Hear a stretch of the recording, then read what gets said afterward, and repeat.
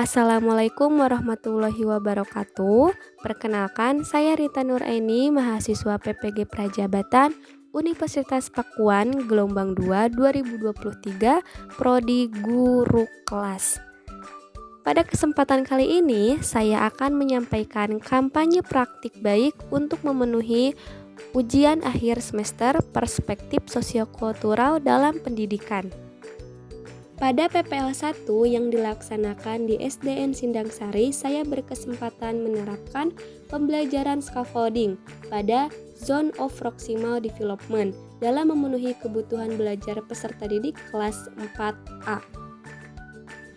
Intervensi terkait penerapan scaffolding pada Zone of Proximal Development.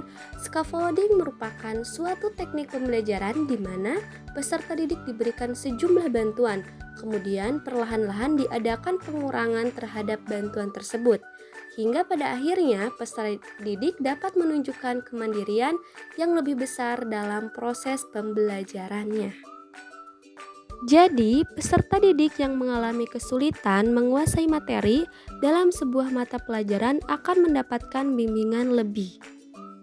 Zone of Proximal Development atau ZPD oleh Vygotsky diartikan sebuah serangkaian tugas yang selalu sulit dikuasai anak secara sendiri, tetapi dapat dipelajari dengan bantuan dari orang lain yang lebih mampu seperti guru melalui kerjasama dengan teman sejawat.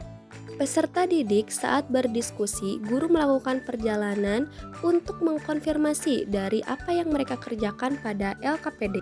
Berikut modul ajar bahasa Indonesia yang saya gunakan pada kelas 4, bab 6, topik 1 titik, dengan materi pembelajaran menjelaskan perasaan dan sifat tokoh, latar, kejadian berdasarkan informasi dalam teks. Dengan tujuan pembelajaran melalui tayangan video beruang dan lebah madu, peserta didik dapat menjelaskan perasaan dan sifat tokoh, latar, cerita, kejadian berdasarkan informasi dalam teks. Melalui kegiatan membaca teks anak-anak Merapi, peserta didik dapat mengidentifikasi dan memahami makna kata-kata baru pada teka-teki silang. Melalui kegiatan presentasi hasil diskusi tentang teks anak-anak Merapi, peserta didik dapat berbicara dengan intonasi yang baik dalam diskusi kelompok. Dengan capaian pembelajaran elemen membaca, peserta didik mampu menjelaskan perasaan dan sifat tokoh dan dapat membaca kata-kata baru dengan pola kombinasi dengan fasih.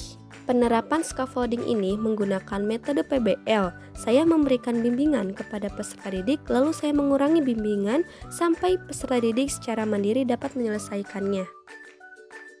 Aktivitas dalam penerapan scaffolding pertama melakukan pengelompokan peserta didik sesuai tingkat perkembangan, kemudian memberikan tugas pada peserta didik dengan merancang dan menyajikan sesuai dengan jenjang taraf perkembangannya. Kemudian, memberikan bimbingan aktivitas belajar peserta didik dengan melakukan metode scaffolding.